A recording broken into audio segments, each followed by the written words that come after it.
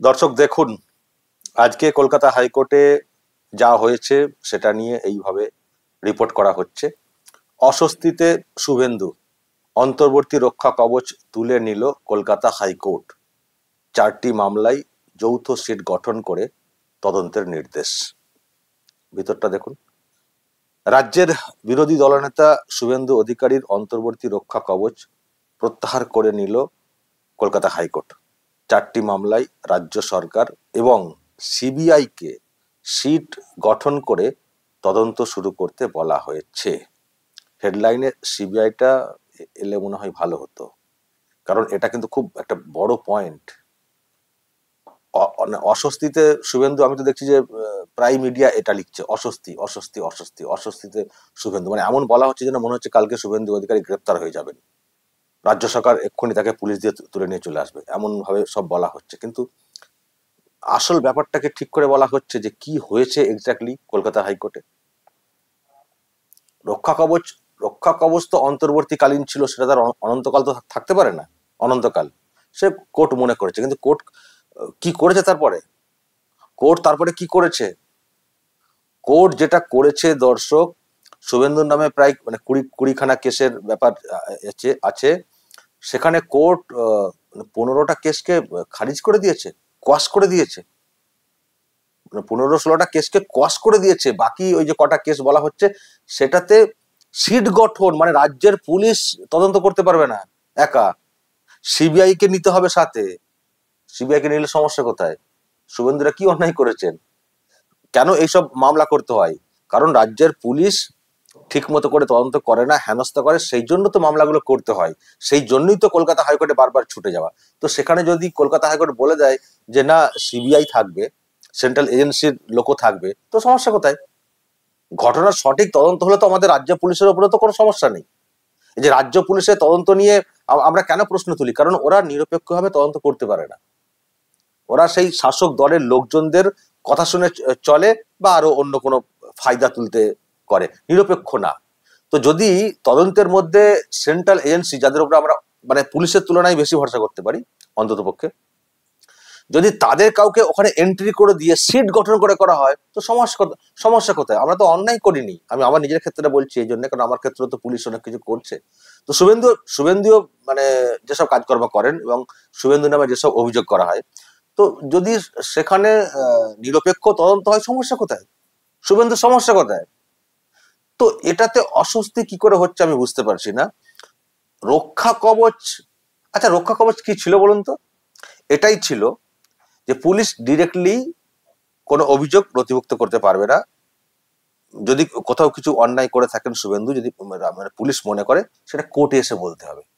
তো কোর্টের মানে পুলিশকে যে পুলিশের হাত পথে একেবারে তো মানে বেঁধে দেয়নি তো।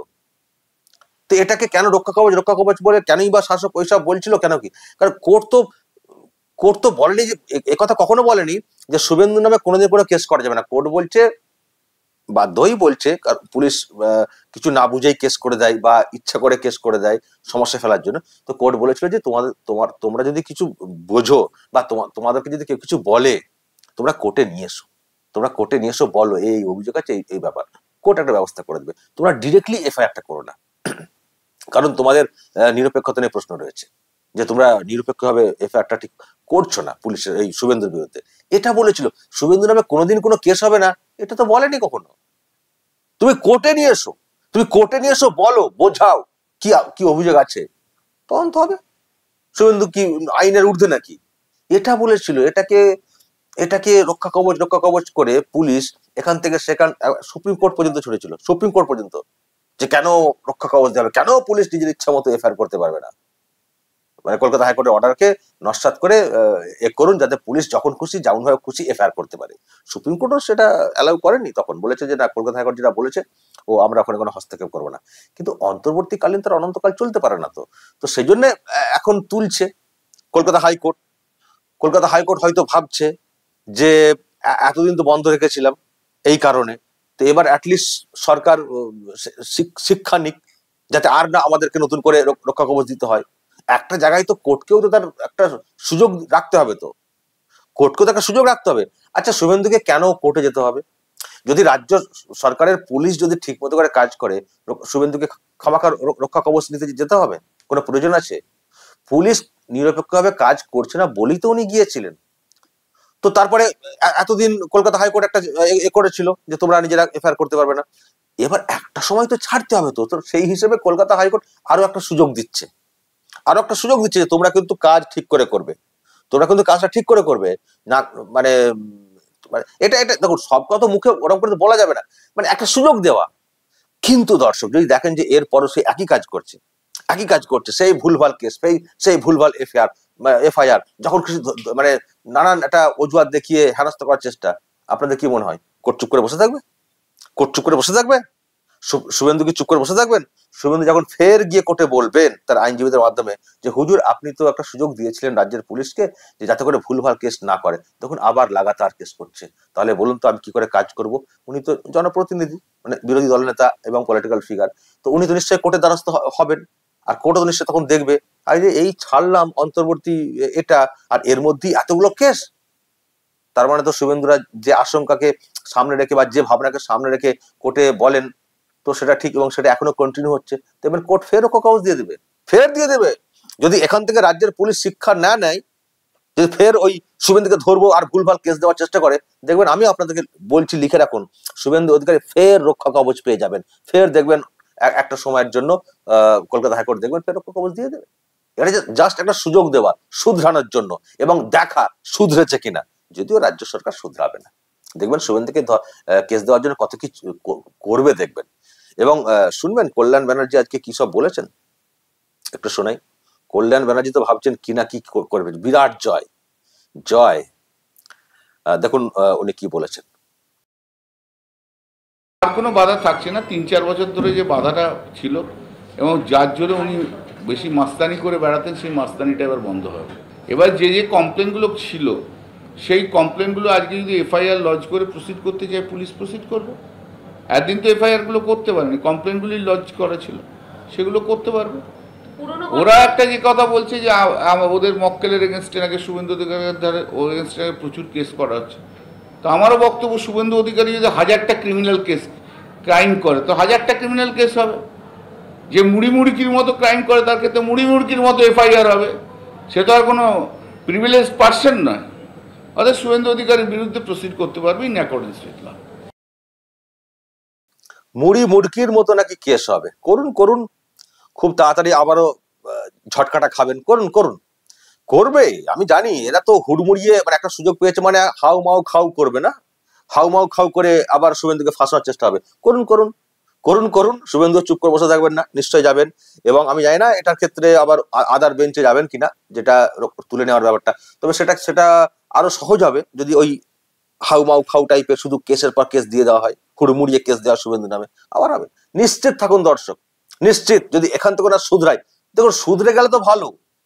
পুলিশ যদি শুধরে যায় যে আমরা ভুলভাল কেস করবো না, সে তো সবার জন্য মঙ্গল। সে তো আমরা সবাই তো চাই যে পুলিশ শুধরে যাক, ভুলভাল কেস না। জেনুইন কিছু অভিযোগ থাকলে নিশ্চয়ই কেস হবে, কেউ আইনের ঊর্ধ্বে না। কিন্তু মানুষকে হ্যারাস করার জন্য যদি কেস হয়, সেটা তো মেনে নেওয়া যায় না, সেটা মেনে নেওয়া যাচ্ছিল না। শুভেন্দু অধিকারী মানছিলেন না, সেই জন্য উনি হাইকোর্টে দ্বারস্থ হয়েছিলেন, হাইকোর্ট থেকে রক্ষা কবচ পেয়েছিলেন, জাস্টিস মান্থা দিয়েছিলেন। কারণ এমনি দিয়ে দিয়েছিলেন, তিনিও ফিল করেছেন সবকিছু বিবেচনা করে যে কেসের তো কোনো মেরিট নেই। এবং দর্শক এই যে কল্যাণরা এত লাফাচ্ছেন আর কোনো বাধা রইল না। আরে নতুন কেস, মানে যেগুলো নথিভুক্ত হয়ে রয়েছে সেগুলোকে এফআইআর করে করবেন। আরে যেগুলো এফআইআর এসব করা হয়েছিল 20টার মতো, তার মধ্যে 15টা কেসকে খারিজ করে দিয়েছে। সেটা কেন বলছেন না? কোয়াশ করে দিয়েছে। শুভেন্দুর নামে নানান সব এফআইআর যেগুলো করা হয়েছিল তার মধ্যে 15-16টা কেসে কোয়াশ করে দিয়েছে। তার মানেটা কি? তার মানে কোনো ভিত্তি ছিল না, সেজন্য কলকাতা হাইকোর্ট কোয়াশ করে দিয়েছে। তো এটা তো লজ্জার ব্যাপার রাজ্য সরকারের কাছে। তো এটা আবার জয় করতে হলো। আর যে তদন্তগুলো কন্টিনিউ করতে বলা হয়েছে সেখানে সিবিআই কে এন্ট্রি করাতে বলা হয়েছে। তো জয় কোথা থেকে হলো? জাস্টিস জয় সেনগুপ্ত নাকি এটা তুলে দিয়েছেন। বিরাট ব্যাপার, খুব লাফানি হচ্ছে, লম্পজম্প। যে মাস্তানি করতেন এই পাওয়ার দেখে, কোনো মাস্তানি না। মাস্তানি জায়গা দেখানোর কোনো জায়গা ছিল না তো। শুভেন্দু তো খুব আইন মানা লোক। শুভেন্দু নিশ্চয়ই এটা জানতেন যে বেশি মাস্তানি করলে পুলিশ হয়তো এফআইআর ডিরেক্টলি করতে পারবে না, আমার মাস্তানির বিষয়টা কলকাতা হাইকোর্টে গিয়ে বলবে, আর বললে কলকাতা হাইকোর্ট আমার মাস্তানি যদি দেখে সত্যিই, কলকাতা হাইকোর্ট ব্যবস্থা নিয়ে নেবে। তো মাস্তানি উনি কোত্থেকে করবেন? শুধু পুলিশ ডিরেক্টলি এফআইআরটা করতে পারে, যেন কোর্টকে ছুঁয়ে করে সেই ব্যবস্থা করে দিয়েছিল। তো তাতেই আসলে পুলিশ চাইছে আমি যা খুশি করবো আর কি, যা খুশি, মানে পুলিশ বা রাজ্যের সরকার বা পুলিশ মন্ত্রী যা খুশি করবেন, ভুলভাল কেস সাজাবো, এফআইআর করবো, হেনস্থা করবো, ধরবো, এইসব তো কোর্ট চাইনি। তো কোর্ট সুযোগ দিয়েছে। এখন দেখা যাক পুলিশের কি ভূমিকা, রাজ্য সরকার কি ভূমিকা দেখায়। না দেখালে দেখবেন, আমি আবারও বলছি, নিশ্চিত থাকুন, ফের দেখবেন হাতটাকে আবার কড়া করে বেঁধে দেবে কলকাতা হাইকোর্ট। এটা জয় না, এটা জাস্ট একটা সুযোগ দেওয়া রাজ্য সরকারকে, বা একটু পরীক্ষা করা যে দেখি রাজ্য সরকার এই যে রক্ষা কবচ পর্যায়টা ছিল সেখান থেকে কতটা শিখেছে, কতটা নিজেদের ভুল বুঝতে পেরেছে। এটা পরীক্ষা। যদি এই পরীক্ষায় তারা আবার মানে ওই রকম করে, দেখবেন এমন টাইট দেবে কলকাতা হাইকোর্ট বা উচ্চতর আদালত, আর টিকিট মানে ছোঁয়ার জায়গা পাবে না, দেখবেন দর্শক। ফলে এটা জয় না, এটা রাজ্য সরকারের কাছে একটা পরীক্ষার ব্যাপার। কিন্তু এরা তো, আবারও বলছি, এরা তো একেবারে ভাবছে যে পেয়েছে সুযোগ, চলো কাল থেকে স্টার্ট করবো। তো আমি একটা কথা বলবো শেষে, স্টার্ট করুন। কি সব এফআইআর নাকি মুড়ি মুড়কির মতো কথা কি বলছে না, কল্যাণ এমন ভাবছে না নিজেকে বিরাট উকিল, তো ভাবেন উনি যেন যা খুশি বলতে পারেন, যা খুশি করতে পারেন, ওনার নামে মানে উনি কোনো অন্যায় করেন না আর কি, কখনো এমন ভাব দেখাচ্ছেন। ঠিক আছে, করুন। আমিও দেখতে চাই যে শুভেন্দু অধিকারী কাল বাদে পরশু যেন গ্রেপ্তার হয়ে যান, আমিও দেখতে চাই। করে দেখান তো দেখি, দেখান, তবে কিন্তু বুঝবো যে আপনাদের কত ক্ষমতা আছে। এই রক্ষা কবচ উঠে গেছে মানে যা খুশি যেমন করে খুশি করতে পারবো। তো গ্রেপ্তারটা করে দেখান, শুভেন্দুকে গ্রেপ্তারটা করে দেখান, তখনই বুঝবো আপনাদের কত দম। শুধু এটা করে দেখান, হাতে তো ক্ষমতা পেয়ে গেছেন আপনাদের সরকার তো হাতে ক্ষমতা পেয়ে গেছে। এতদিন তো নাকি পুলিশকে হাত বেঁধে রেখেছিল। তো আমি দেখতে চাই, অনেক নাকি অভিযোগ হয়েছে অলরেডি, আমি দেখতে চাই শুভেন্দু অধিকারী কবে গ্রেপ্তার হচ্ছেন, তাকে গ্রেপ্তারটা করে দেখাক এই কল্যাণ ব্যানার্জির যারা আছেন বা এই দলটা বা সরকার, তবে বুঝবো কত। আগে তো দেখাক, আবার মানে গ্রেপ্তারের পরেও মানে ওই ভিতরে রেখে দেখাক। গ্রেপ্তার তো আবার অনেক ক্ষেত্রে জোর করে তুলে নিয়ে চলে আসতেও পারে অনেকে, সেটাও করে দেখাক। শুভেন্দুকে গ্রেপ্তার করেই দেখাক। আর গ্রেপ্তার করার পর কোর্টের মাধ্যমে কতদিন রাখতে পারে সেটাও আমরা দেখবো। প্রথমে গ্রেপ্তার করে দেখাক, ওই সাহসটা দেখাক, তারপর আনার পর কতদিন রাখতে পারে সেটা দেখবো। আমি আজকে বলে রাখছি দর্শক, পুলিশ যদি বাড়াবাড়ি করে দুদিক দিয়ে থাপ্পড় খাবে। একটা হচ্ছে আইনি থাপ্পড়, আর একটা হচ্ছে জনমতের থাপ্পড়, জনগণের থাপ্পড়, জনতার থাপ্পড় মিলিয়ে নেবেন।